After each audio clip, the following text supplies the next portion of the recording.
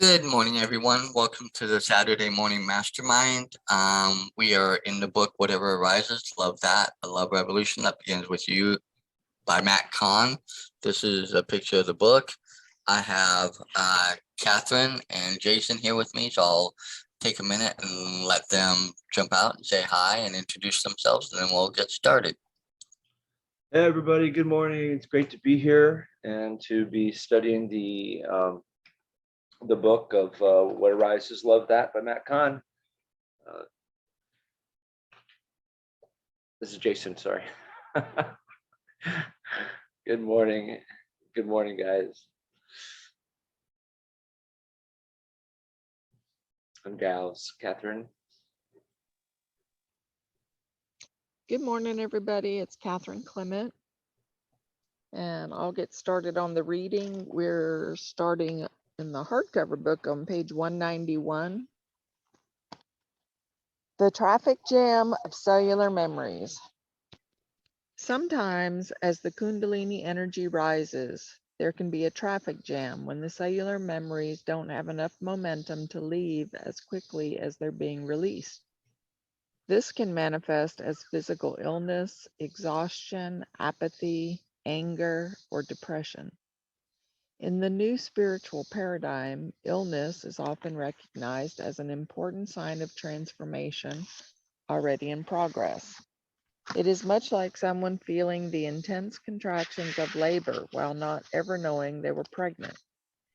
Because illness can be a sign of massive energetic expansion occurring in your field, there is no need to blame yourself for it, as if physical upheaval is proof of not having done your spiritual work properly. Through the rapid energetic expansion of spiritual evolution, the old cellular memories are trying to leave, and the emerging new energy becomes jammed. This energetic traffic jam can cause your organs to become inflamed or imbalanced, creating the symptoms of physical disease as a way of showing you what needs more attention. When the energetic aspects of awakening are not the sole expansion for illness, this is an opportunity to notice imbalances as a chance to be nutritionally congruent and attentive to the needs of your body. Whether you seek the help of a medical professional or an alternative health practitioner, excuse me, the intention is to provide loving care to the parts of your body where symptoms are present. This allows the ecosystem of your energy field to work in greater harmony for the well-being of your journey. I share these insights with you so that you're not alarmed or unkind to yourself if during your process of awakening things are not always comfortable or convenient. By loving what arises, you place yourself in the most optimal position to welcome each experience with the greatest amount of faith, humility, and ease. I think I should probably read another one, don't you?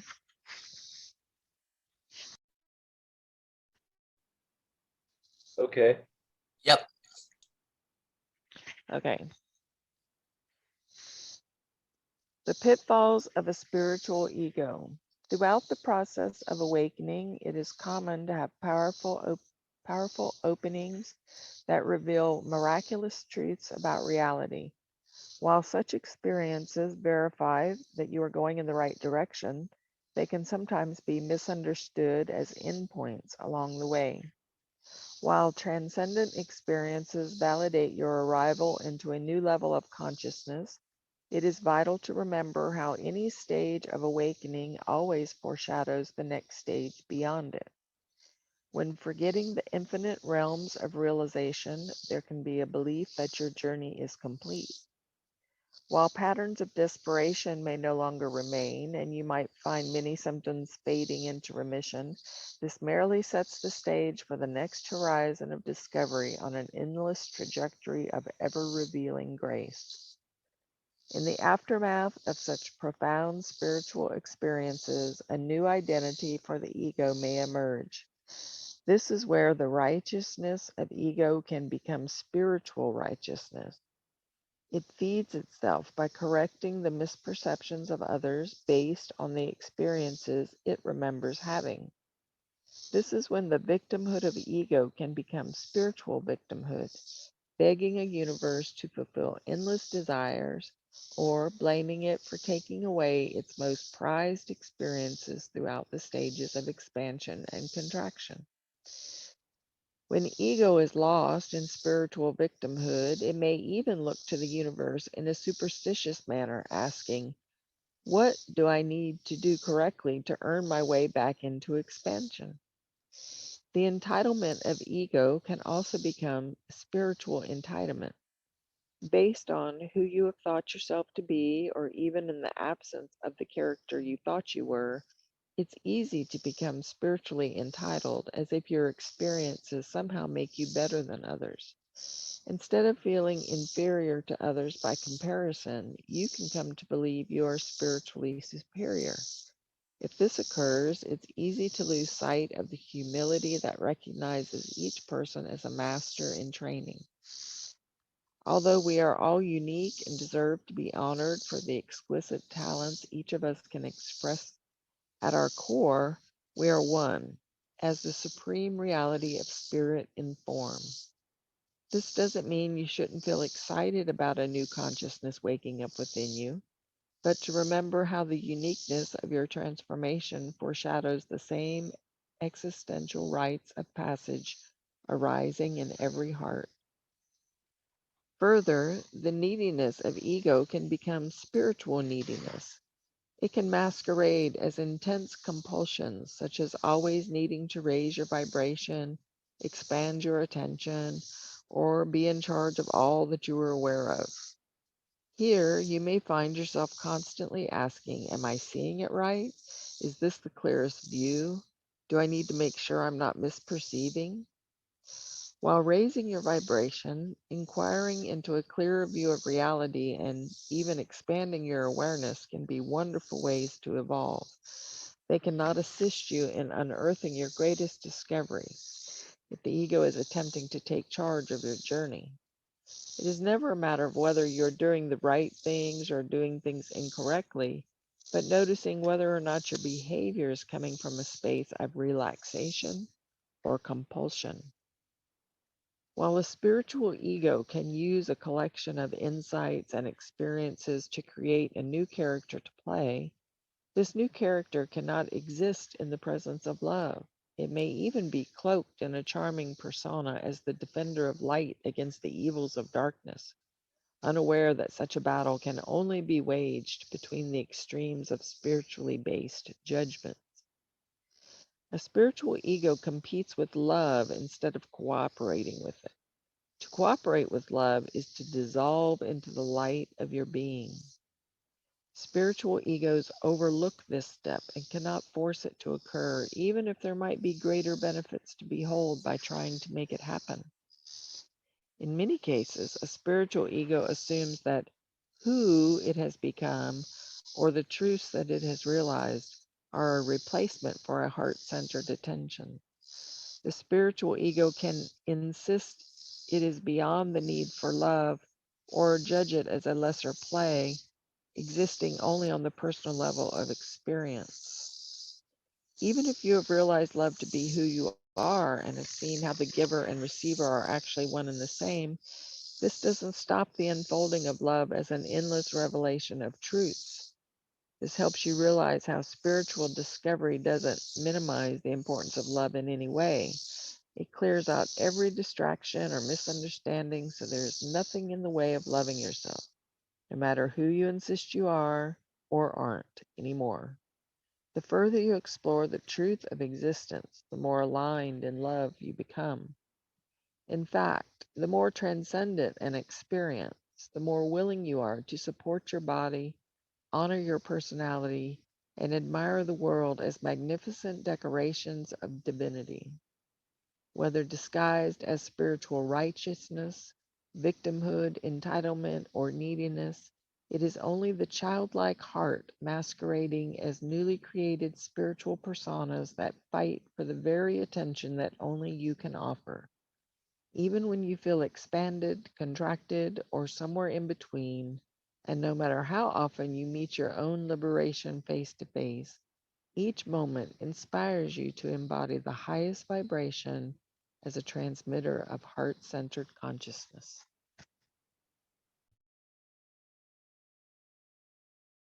Thank you, Catherine. Always appreciate when you read. You do such an awesome job.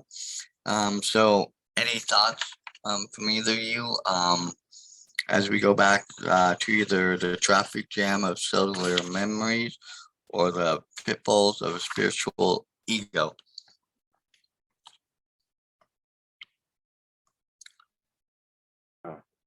Wow, there's a lot there packed in that section, and great reading again, Catherine.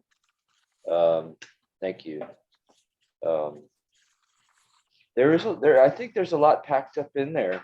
I mean, what if we just kind of start at the beginning there with the traffic jam reference of not realizing that we have energy still left over that's trying to be released, and then it's getting jammed up with energies, fresh energies we're trying to pull into our body or pull into our heart-centered consciousness,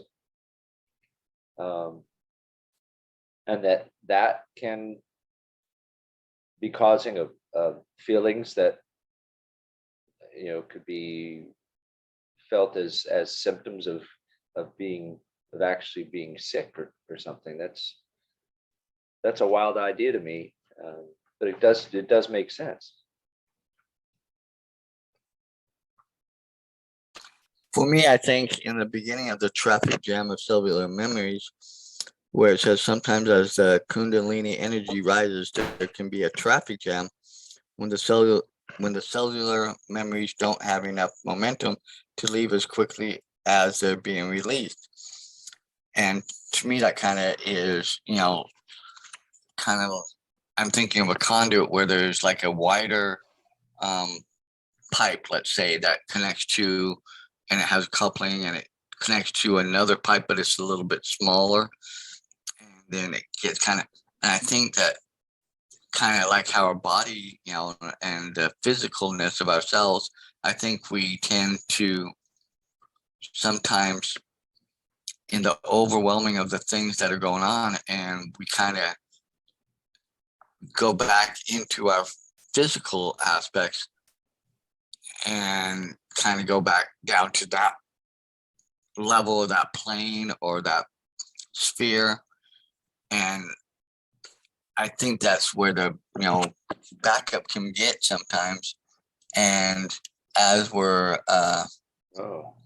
processing it, how it physically manifests itself though in us, because I'll admit over the last few months going through some of the things I've been going through, and I've been trying to remind myself that this is one only for a season, and even though while I was in it, it seemed like a long season, but now as I look back, it's like, okay, and as I'm feeling kind of refreshed, but at the same point, I was anxious, I was angry, I wasn't depressed, but I was just down because of circumstances, and yet I was still trying to stay up, to keep me up and motivated and go. But at the same time, I have a friend that was going through issues, trying to be there for my friend, but also being drained because of my friend. I mean, this friend of mine literally could push all my buttons, drain my energy, and it got to be where, there were days where I'm like, when he was around, I'm like, I will be so glad when he has to start dealing with the consequences of what he dealt with, and he won't be directly impacting me. He will be away dealing with that, like over the course of the next year, and I had to keep reminding myself, but yet it was physically, putting stress and strain on me, putting stress and strain between our friendship, because we're good friends and I do care and love him as a friend, but now reading this, it kind of is helping me understand that energy and some of that trying to stay within my realm of, I guess, that higher or that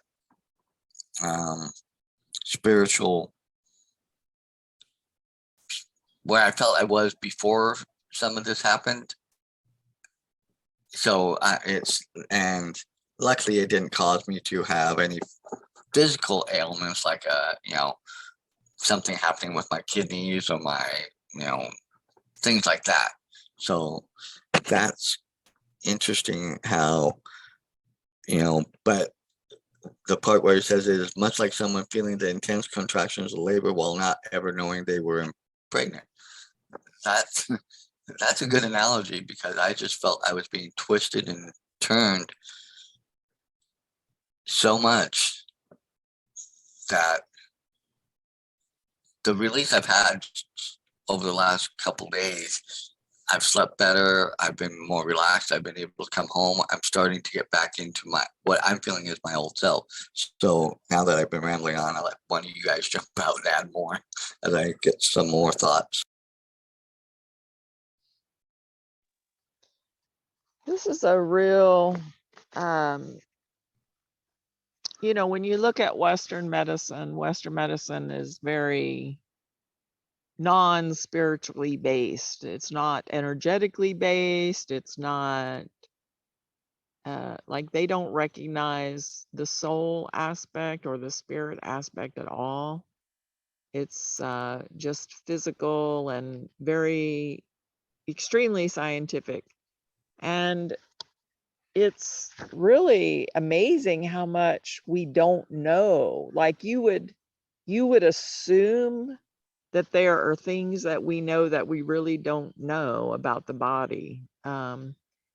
They make new discoveries every day, and I'm like, what? Like you're just discovering that? It seems like we should have known that for 100 years or something, and probably somebody did, but it's really so different from Eastern medicine. When you study Eastern medicine, it is completely spiritually based, and they always look to what is happening spiritually that is causing that illness.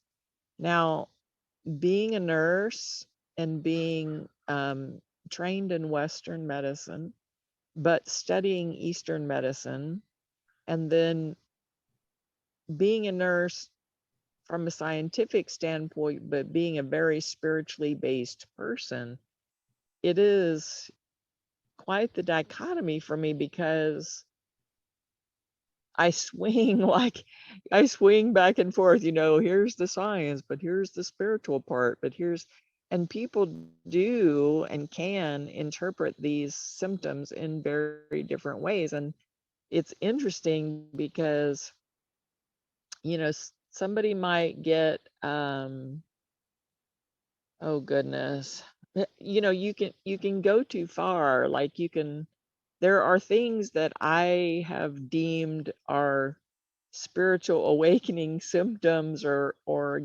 spiritually based or whatnot, and I won't go to the doctor, things that I probably should.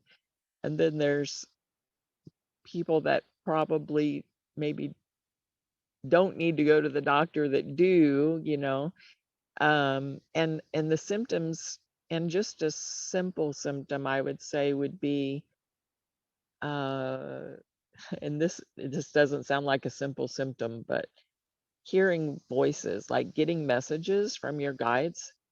Someone could very easily run to a psychiatrist and say, I'm hearing voices, and that psychiatrist says, you are having auditory hallucinations and need to be on this pharmaceutical. And if you went to like an Eastern doctor, they would go, yay, you're in contact with your guides.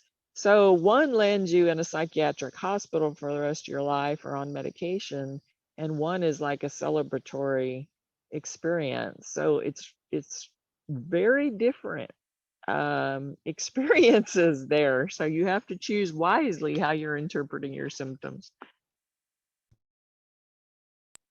I was Wow, gonna, that's a great oh, point. go ahead, Jason.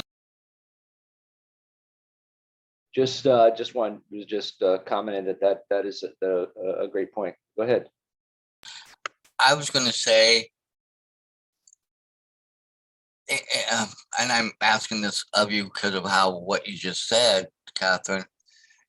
Do you think there's a meet, like a semi-meeting point between the two, where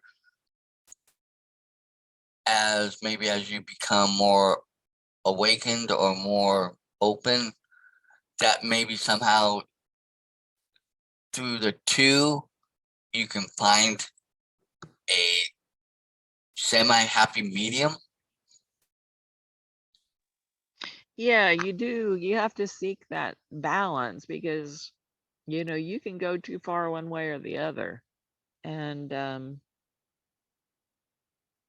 but it's really like in Eastern medicine, they talk about how different emotions affect different organs. I believe it's anger affects the kidneys. I'm not, I don't remember it all, so I don't want to misquote it, but it's very interesting to go back and study and then think about people that you've known and maybe illnesses that they've experienced and look at, what was their personality, and it's not just um, like oh gosh, I'm not going to be politically correct here because I believe India is still considered Asia, right? I don't know. I'm so geographically challenged, you guys, but like in Ayurvedic medicine, they also recognize how the emotions affect the body and they treat the emotions rather than the illness that are being caused by the emotions. So it's very like we are the only ones here in our country that do not recognize these other aspects of health. Yeah, exactly. I mean, that's pretty profound that that you would go to a doctor and if you're experiencing a bunch of ailments that they wouldn't, um, and I don't think I've ever had a doctor, of course I haven't gone very much, thank goodness, knock on wood. I just, but never had one, even when like you're getting sick for a flu or you're feeling, something and to think that they don't start by asking you, well, what have you been experiencing in your social life, or what have you been experiencing emotionally lately? Um, they. But for the most part, I think they sort of kind of just keep quiet and listen a lot of times, and you're like, okay, I want to stop talking because I don't know what you're you're writing down on that tablet there. But it's just so interesting. That's very some, and you actually made quite a few good points. So yeah, thank you, Catherine. Yeah, I was gonna say I have a doctor now, the first doctor I think I've ever had where I feel I can be really a little more open and honest about how I'm feeling, what's going on, what's affecting me. And I believe she listens, but I fought hard to get that because um I'm I don't just willy-nilly believe that the doctors have every answer either. That's one thing I'm like. It's like, I try to I do try to listen to my body a little bit of what it's telling me. And then when I found out I had the high blood pressure, um, yes, I'm doing the pills and stuff, but at the same point, it was also finding the right, I think,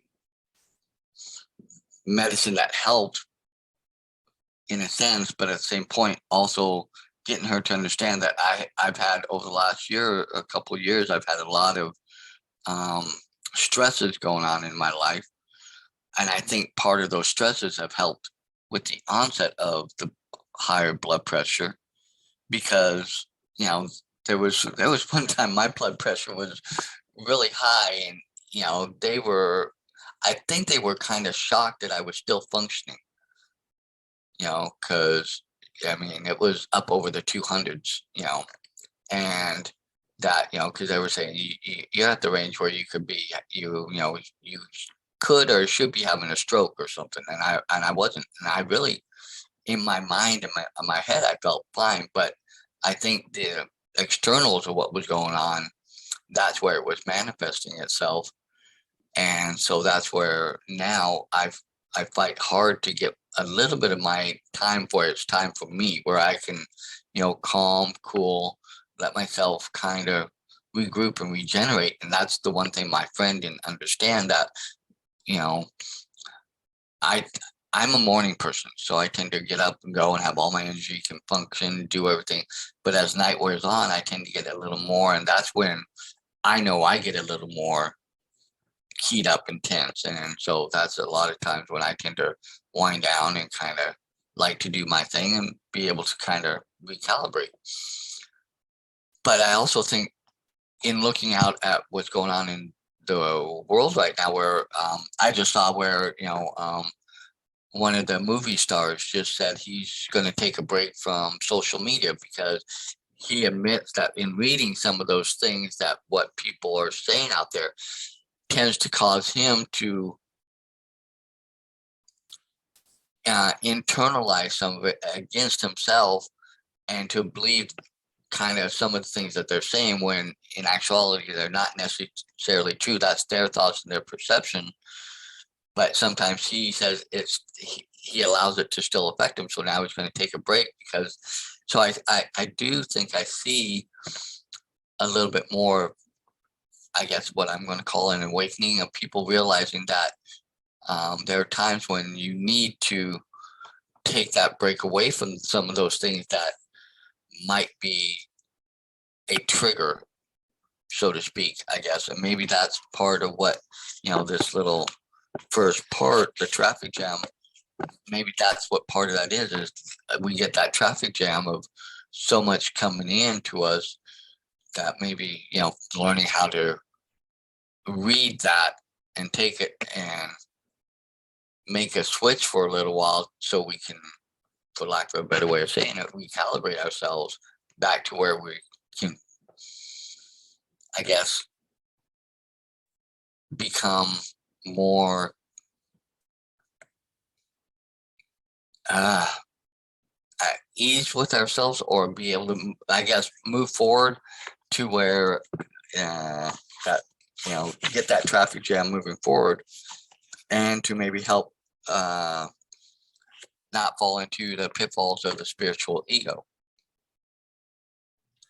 Yeah, it's like what you drew my attention to there in the very beginning, regarding that section is, exactly that.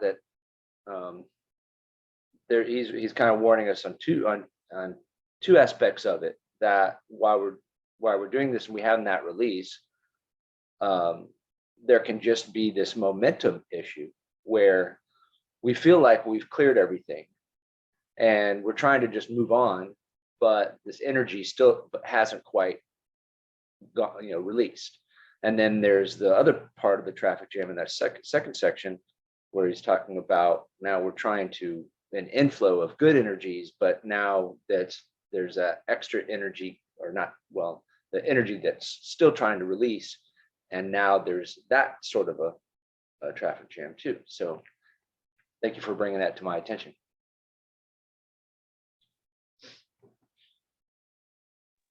I think it's great that he's giving us a couple warnings here throughout these sections. If we move on to this other part, well, the how to recognize it, what to expect these things, and to recognize them and not take these on as this is a problem with our personal progress or something like that. So not to compound it by saying, well, something's wrong with me or my process that is causing this, but it's actually a something to be expecting and understood, and to kind of move through and allow it to go through. And then he gives us some pointers. But I love that he's given us some warnings about this, because I was reminded in another area of my life that someone was actually mentioning it about how when we can go through these, we can start learning these things, and we start developing these this sense of well-being, or we start feeling good, and we're actually starting to, we feel like we seem to make progress. And this, maybe you could probably feel this in multiple aspects of your life, that sometimes when it feels like when things just start to go well, that's when seems like the dam breaks or something, and it's like things become even, seems like you get even more resistance, or things happen in your life that's like, whoa, this wasn't happening before, and now that I'm feeling good, or now that I'm in this good place, now I've got all this happening, which so it's kind of counterintuitive. And then it makes me wonder, well, is that because we are feeling like such the contrast between feeling so good and now every little thing is bothering us?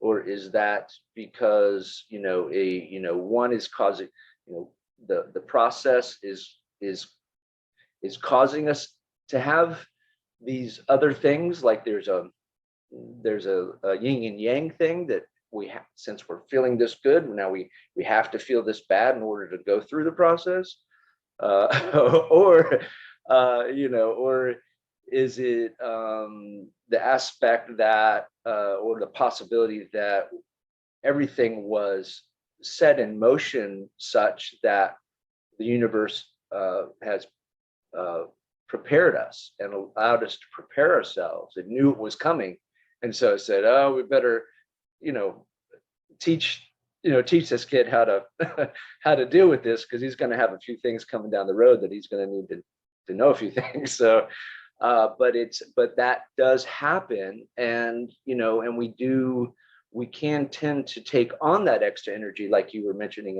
in that example with the social media stuff as well, for these outside energies, and that's absolutely natural too. So recognizing these things, and then to be aware, and so we know how to what to do with it, what to do with these feelings, and not just compound them on ourselves, but to be like, yeah, okay, that's just this. Let me give it time, or let me take a break, or let me focus, whatever it may be. We can do that and have that balance that you were talking about there, Catherine, rather than just going to like a medication or something, or but have that awareness. So that's wow, it's eye-opening. Thank you.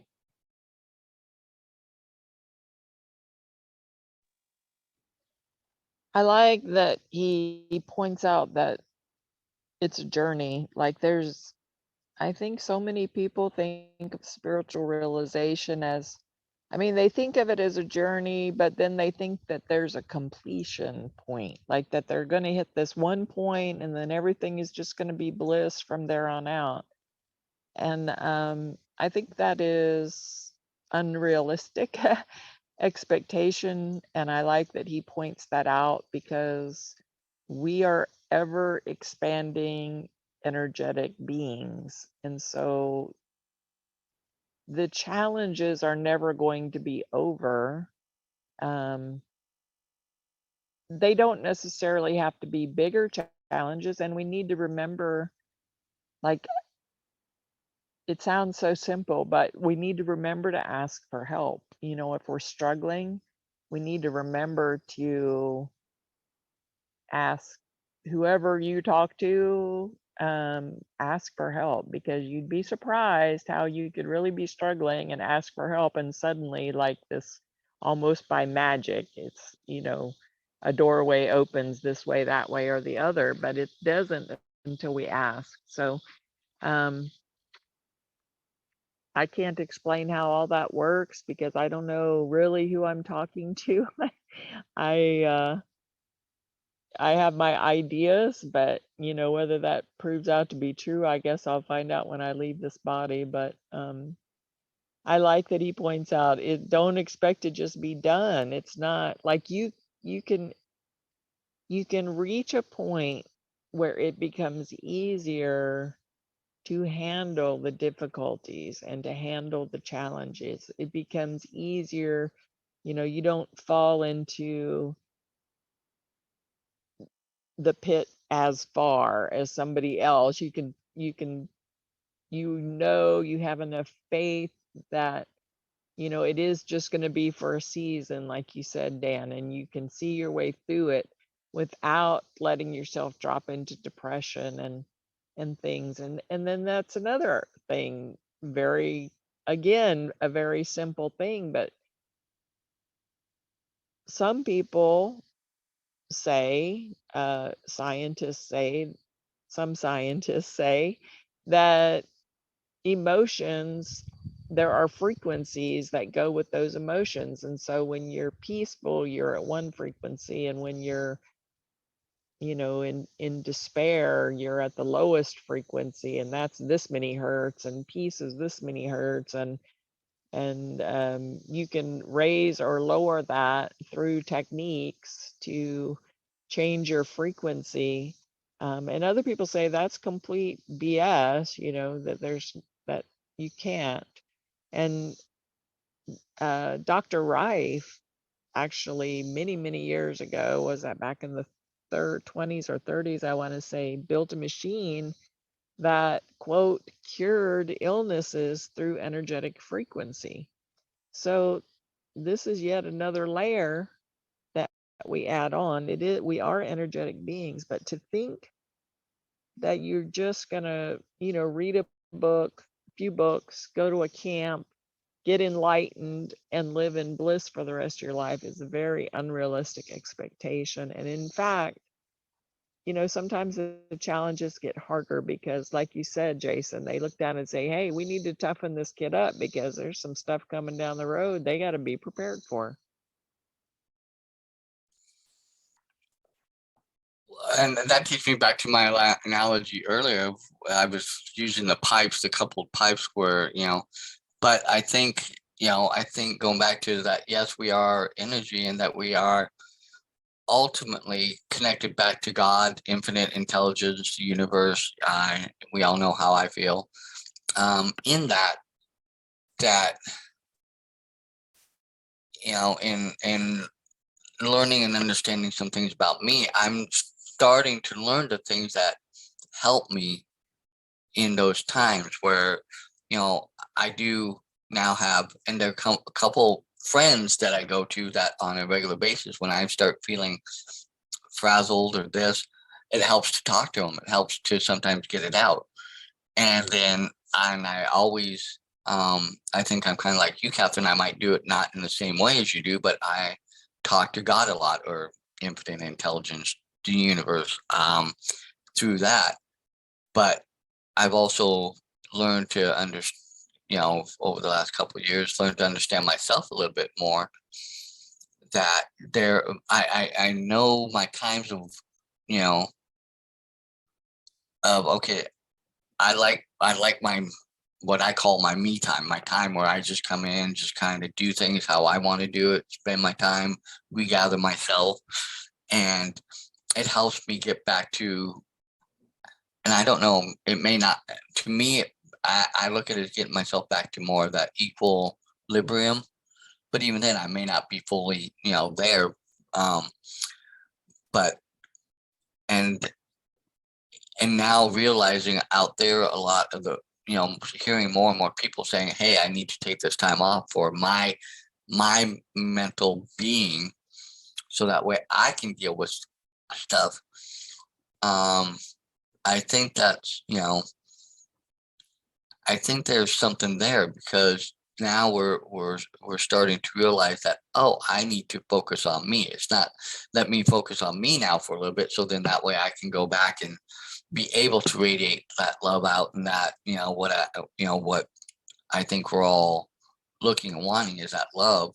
But sometimes you get so knotted and twisted up that if you can kind of slow down, kind of like that coupling, and let the clog, start to unclog itself to open it up, so that way you can kind of free everything and bring it back and learn from that process. And if we're, paying attention enough, I think we can learn from that to be able to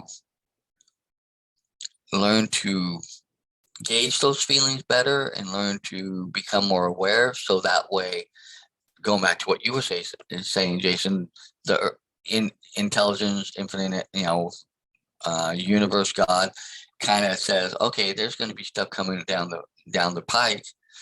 They need to be able to handle this, but we need to do something here, starting here, so that way when that comes, it won't fully overwhelm them. And I think that's part of what's, people are, a lot of times when things do happen, people are not ready for it, or they're not there. So therefore, it causes them to just not be able to handle it all, and kind of like the pipe burst, and everything just goes wrong and everything happens.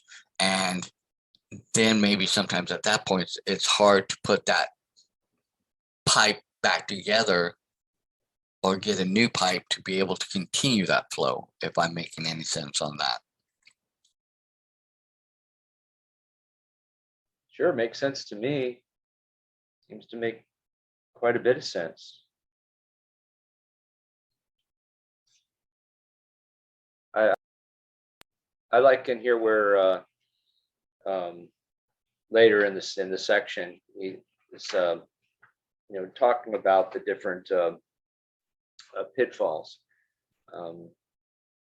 Like you alluded to, it's we can, even in our progression of learning and learning how to practice and recognize these things, such as what you said, Catherine, needing to be able to ask for the help and ask ourselves of these things and ask God and the universe for these things, that you have to be open to it. You have to remember to be open to it. You have to believe in being open to it, and then you have to actually ask for it.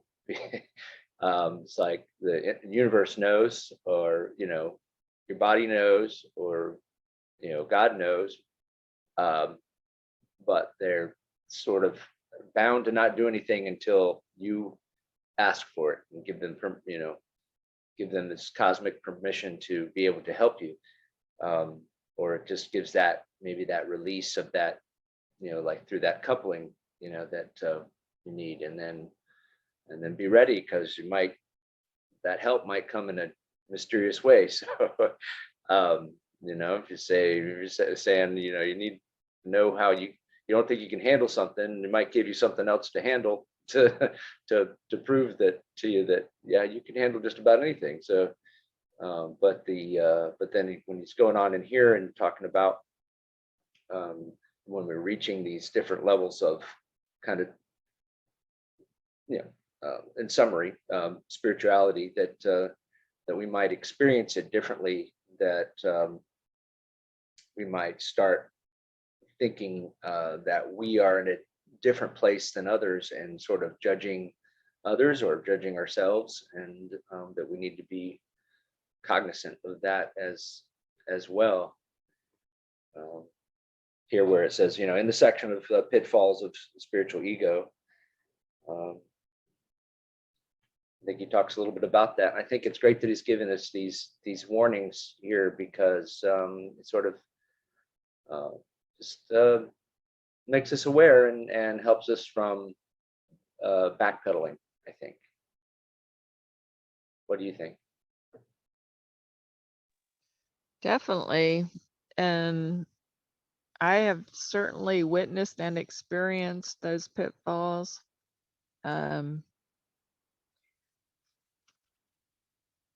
I've witnessed a lot of quote gurus fall into those pitfalls. And this is one of the reasons why it is been difficult. Well, it has been impossible for me to, quote, make a living off of my spiritual gifts because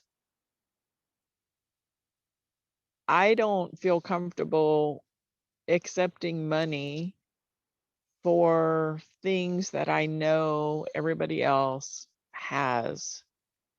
Everybody else has the same abilities and they may need to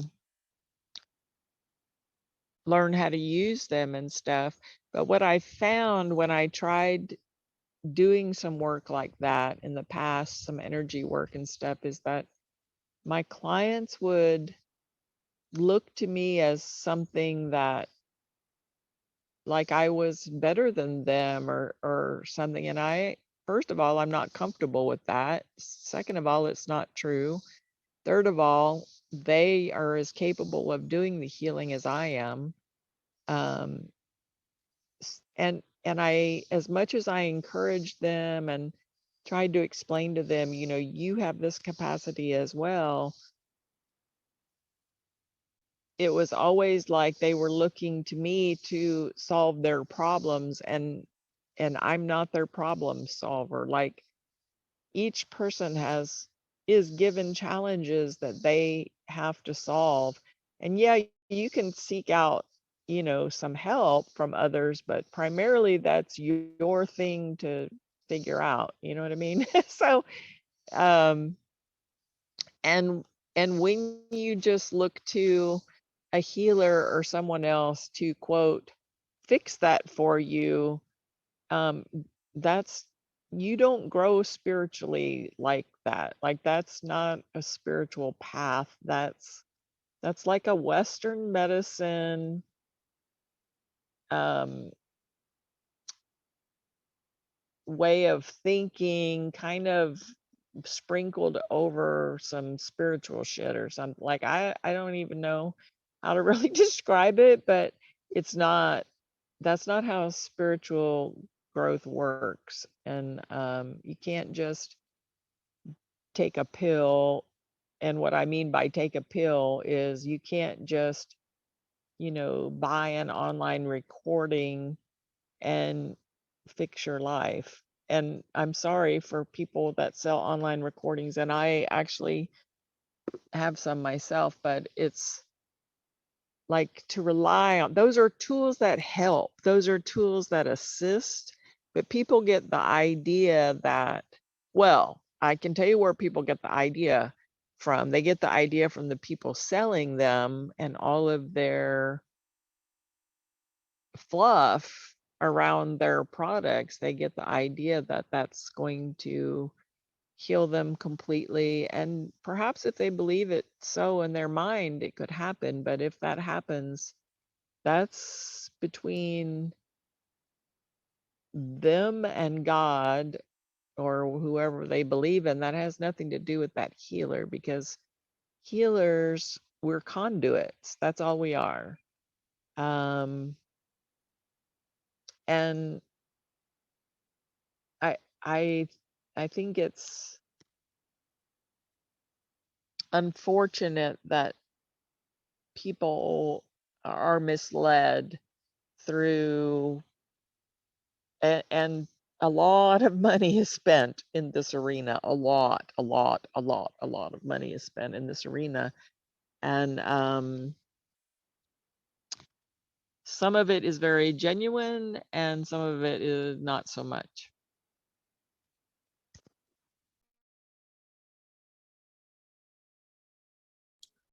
I was going to say, yeah, I think in that next chapter about the pitfalls of spiritual ego, I think you were kind of, you know, speaking and hitting on a little bit of that spiritual victimhood, whereas, and I'm not meaning like, you know, a physical, but in our minds and our, you know, that spiritual victimhood of where we victimize ourselves to thinking that we're not capable of truly being able to have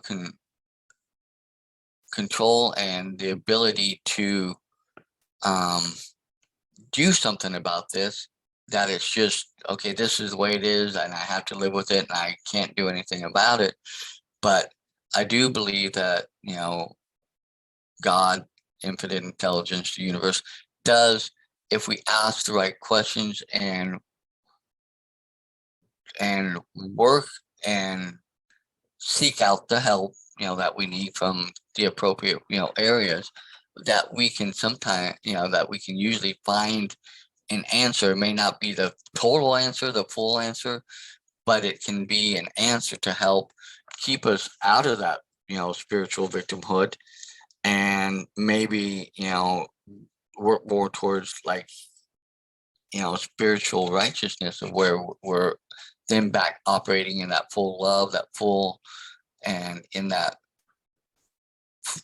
for lack of a better way of saying it, balance, maybe not full balance, but closer equilibrium of, you know, where we're back more even. So then that way we can, go back to, the humbleness, the love, the, being that conduit for other people to maybe help them realize the strength and power they have within themselves in connection with God, infinite intelligence, the universe, to be able to move forward.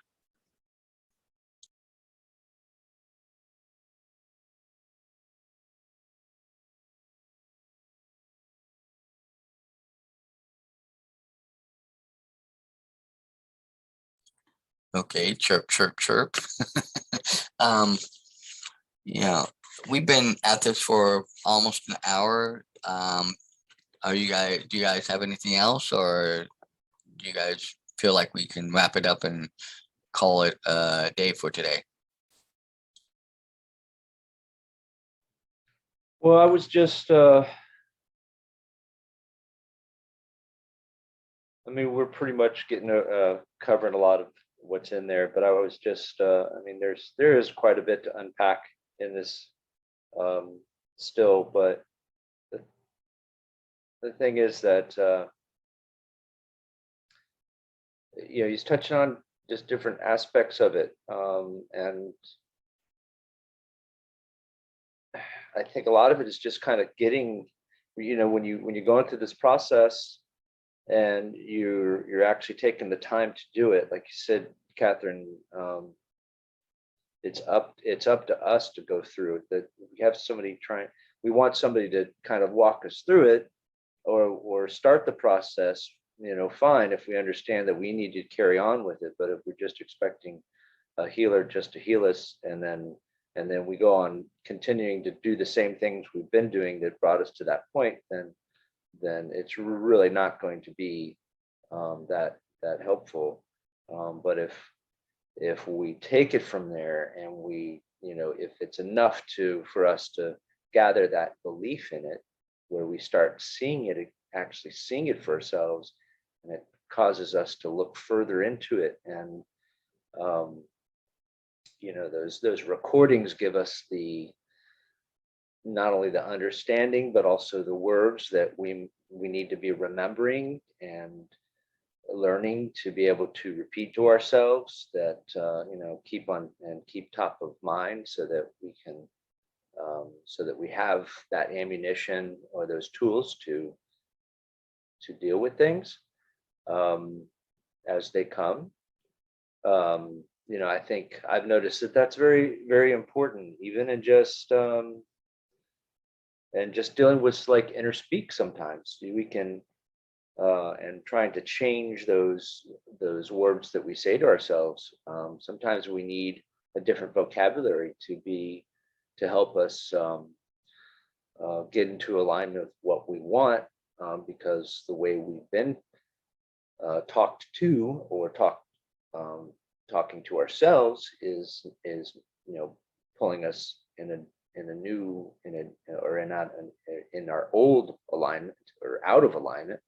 And so once we understand, we hear about it, and we start to believe, and we need to be able to say it to ourselves, and we need to have that those words to and sometimes you have to kind of really have to kind of beat it into your brain I've experienced resistance, and just remembering some certain positive phrases. It's like, why am I having a difficult time remembering these, um, this mantra or what it's like as far as trying to remember this mantra, I was that about money, because I grew up thinking, money is the root of all evil and all this other, all this other,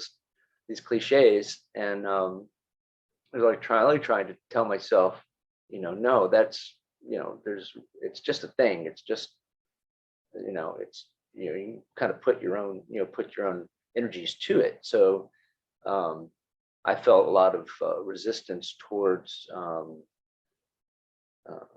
being able to, uh,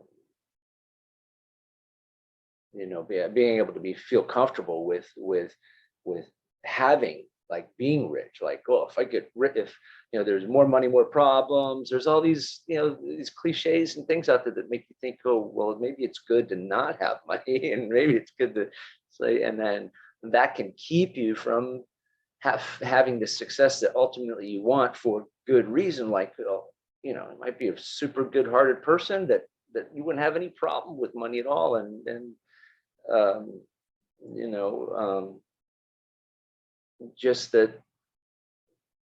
But because of your resistance to it, you might not want to accept when people want to pay you really, really well for something. Like, oh, you might turn it down or something, and turn down opportunities and what have you, and then later on be like, well, why can't I get ahead? So but I've noticed this resistance in the simple things of just trying to remember certain certain phrases and certain words to try to kind of reshape my thinking about certain things. It's like not everything, but just certain things. When you start the process, you start to notice, wow, I really had a difficult time with that particular thing. And so even that within the process is eye-opening. Um, but then like, and going back to what he's saying in the book, is it can manifest, or better, you can recognize it within your own feelings and thoughts in different ways. And if we're aware to what he's saying here, like in this one section, page 94 at the bottom, kind of the top first paragraph, at the bottom of the paragraph, notice whether or not your behavior is coming from a space of relaxation or compulsion. Simple thing. It seems kind of simple, but we may not recognize. We weren't aware of that. We weren't cognizant of that. Then we wouldn't be thinking like that even makes a difference. And like what we talked about a while back in regards to the energies and all these different distractions and energy, where energies are coming from, could be, social media, or it could be your diet. It could be energies in the room you're at, or that momentum of release of the energy still needing to have time to release. So all this awareness really does. I mean, it's helping me recognize things. So, like you said, it doesn't. We don't spiral or backpedal. So this has been really helpful. Yeah, thank you so much for the discussion. Really appreciate it. Great points, Jason, as always. And we can always come back and revisit this last, the last bit of this next week. But it's just you just have to find the balance. I mean, some people go to the extremes and stay there. You can. I think it's more challenging that way. And then flipping back and forth between the extremes is challenging. So I tend to try to, I mean, I do go to the extremes, but I try to come back to the middle as quick as I can, or somewhere in that general vicinity anyway. But love you guys. I hope you have a great week. I'm very grateful this week. My dad had COVID and he has turned the corner with that, and so just really happy about that and grateful. So love you guys, and I'll see you next week. Yeah, so we're in the book, Whatever Arises, Love That, I Love Revolution, That Begins With You by Matt Kahn. We'll continue on in chapter 12 next week, and we may even come back and revisit, a little bit of this, because I think there's so much more we can probably pull out and get out of, the both of those sections that we read. Love you guys. I love this group, and I'm realizing the more we go through, I'm realizing that all the books that we have gone through over all these years, they have all played a part in helping manifest into where we're going and what we've covered, and that they all have a part in this somehow. They all connect. It's weird how, if you look back, how everything kind of has over the journey, they do all connect and they do all intertwine. And it's, because we have to go back to, like you said, Jason, we got to go back to remembering what we say to ourselves and how we say it and think, all that plays in, and there's so much, and I'm sure we could go for forever on a lot of this stuff. But with that, look forward to seeing you guys next week. We're on Facebook. You can find us at Mindset Mastery Collective.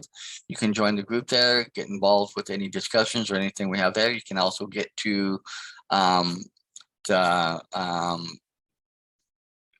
here to watch or join us here on the panel, or you can get a hold of one of us. We'll all willing to help you out and get you there. We're also on YouTube. Our channel there is Mindset Mastery Collective, also with replays of all our videos that we've done over the last 9 or so years. You can go back and watch and make your comments there. We also have our own website, mindsetmasterycollective.com, where again you can find access to getting on here and being a part of the panel. If you'd like that, we would love to have other people come and join us, share your thoughts, your ideas, and maybe gain another perspective besides a lot of what we all feel. So with that, for the Saturday Morning Mastermind, we'll see you next week. Take care and have a good week. Bye.